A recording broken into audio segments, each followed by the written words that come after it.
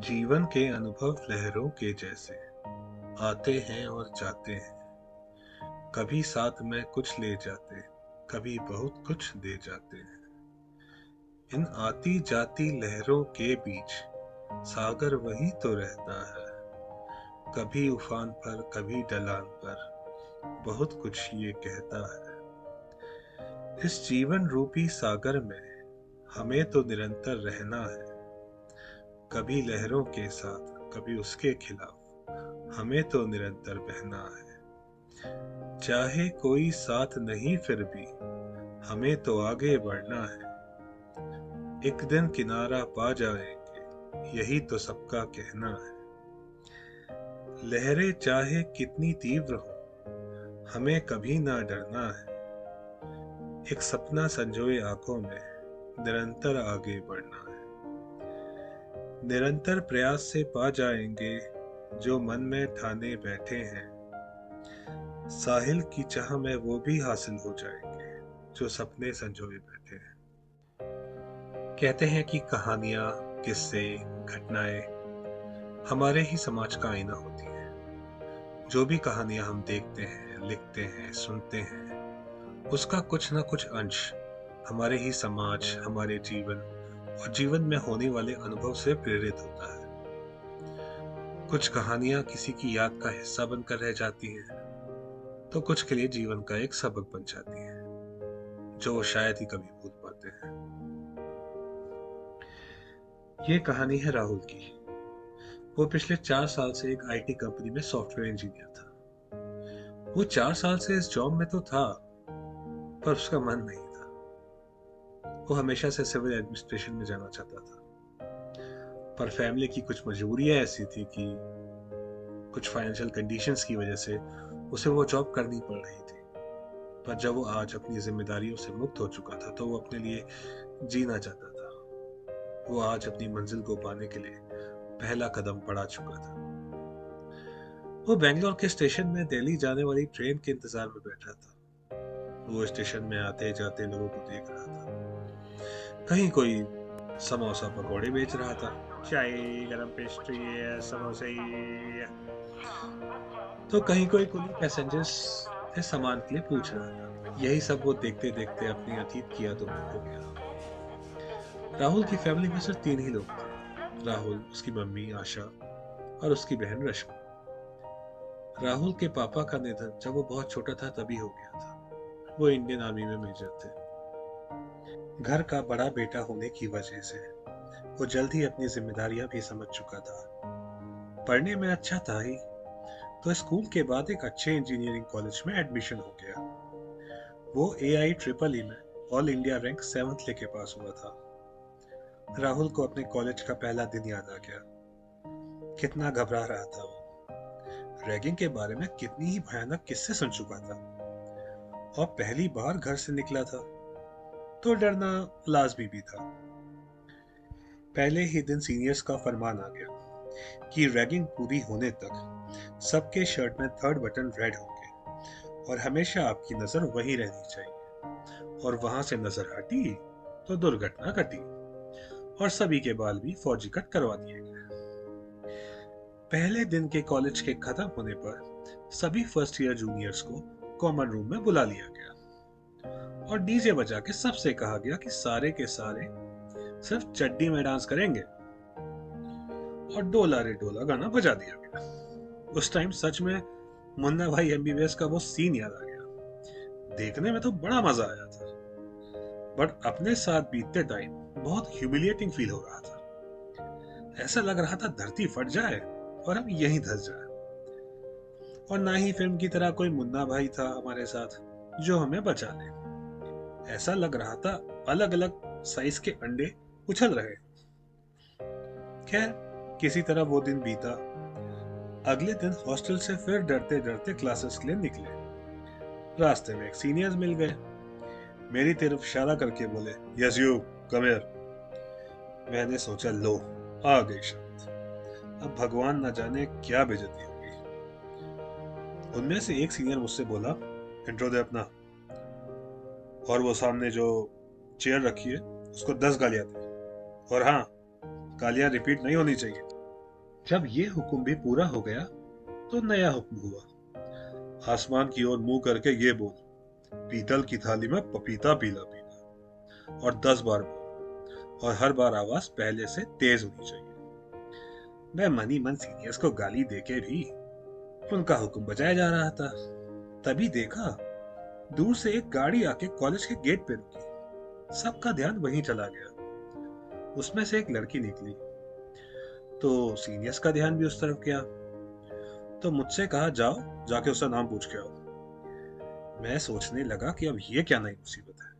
खैर, अब सीनियर ने हुक्म था तो बजाना तो था ही।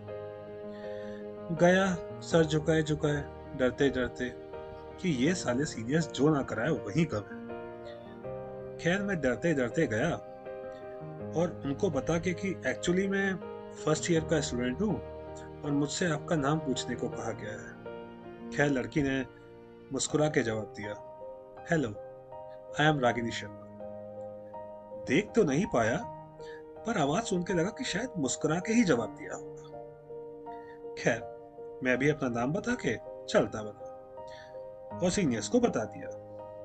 जान छूटी, मैं भगवान का नाम लेते हुए क्लास की ओर बढ़ा और वहां पहुंचा तो अभी तक सर आए नहीं थे।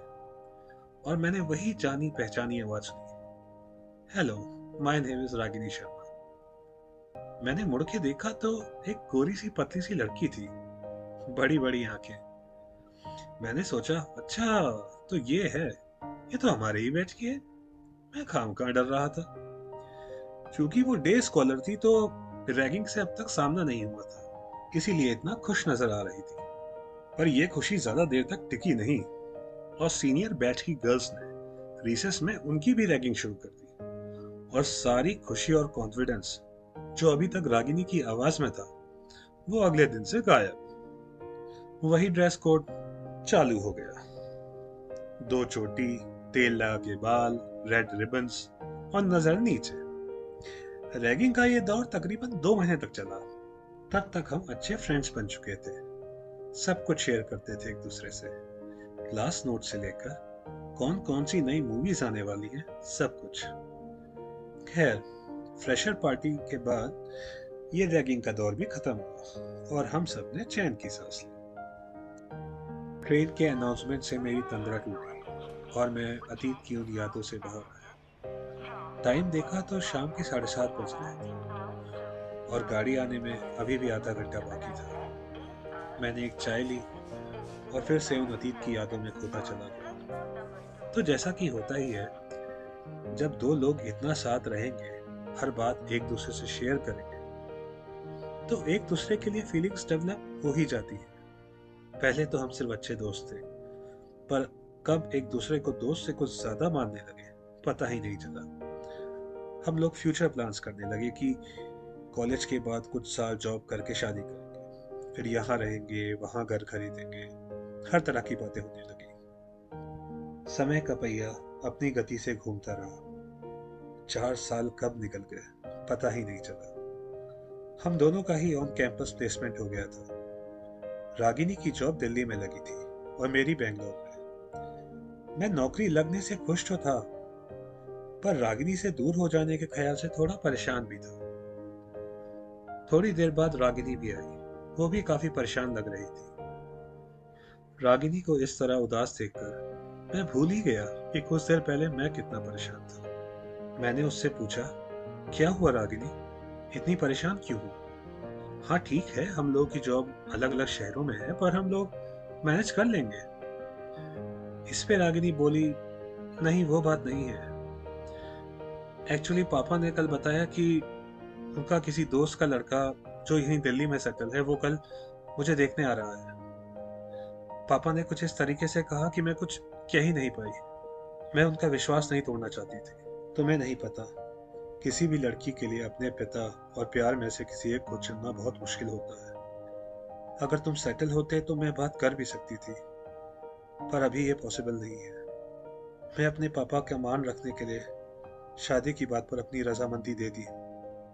प्लीज तुम ये मत समझना कि मुझे तुमसे कम प्यार था या मैं लॉयल नहीं हूँ।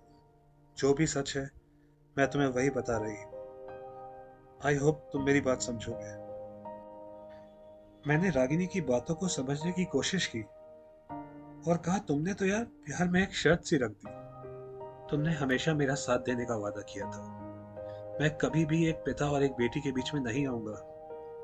लेकिन तुमने मुझसे हमेशा यही एहसास दिलाया कि तुम मेरा साथ कभी नहीं छोड़ोगी। और आज जब तुम इतनी जल्दी गिव अप मार रही हो, लगता ही नहीं तुम्हें कोई खास फर्क पड़ता भी है।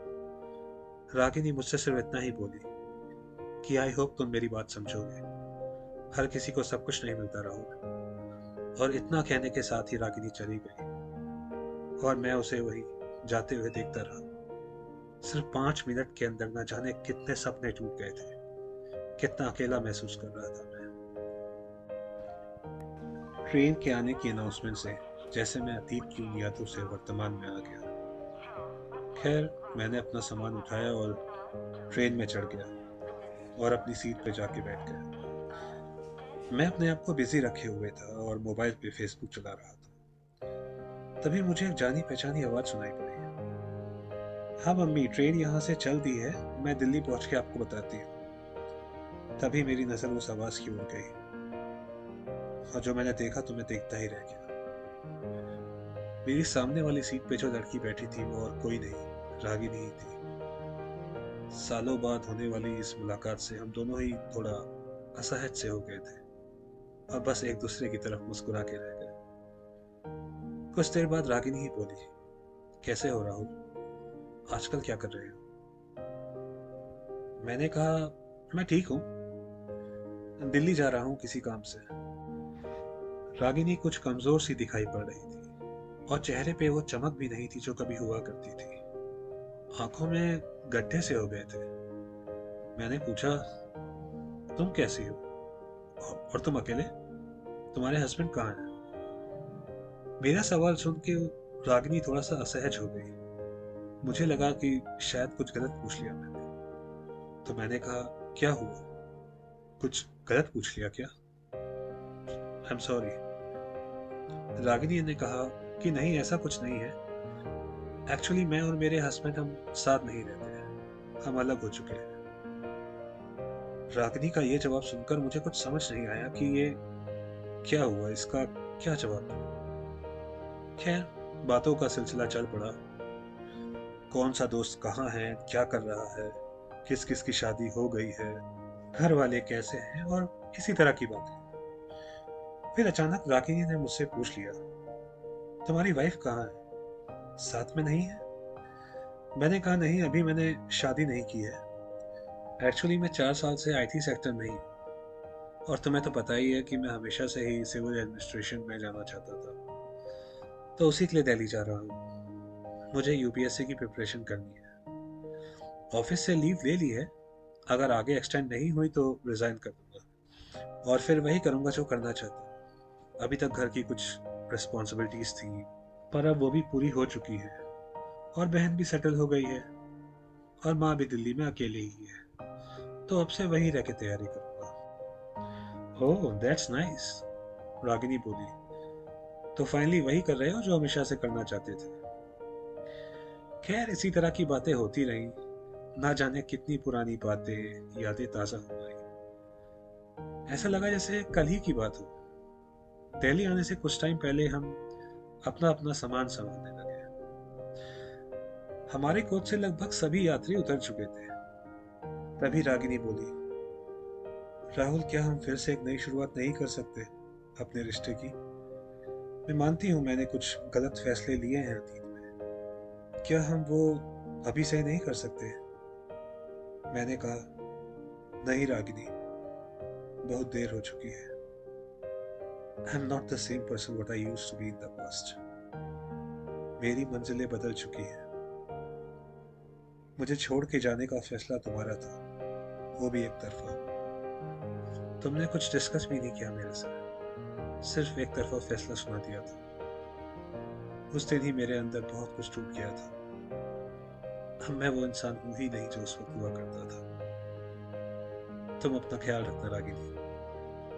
बहुत खुशी हुई तुमसे मिलकर। तभी ट्रेन दिल्ली स्टेशन में जाके रुकी। आज मेरे जीवन की एक नई सुबह थी। शायद कोई भार था दिल में बहुत दिनों से, जो आज उतर चुका था, और मैं चल पड़ा था अपने जीवन के नए मंजिलों की तलाश में।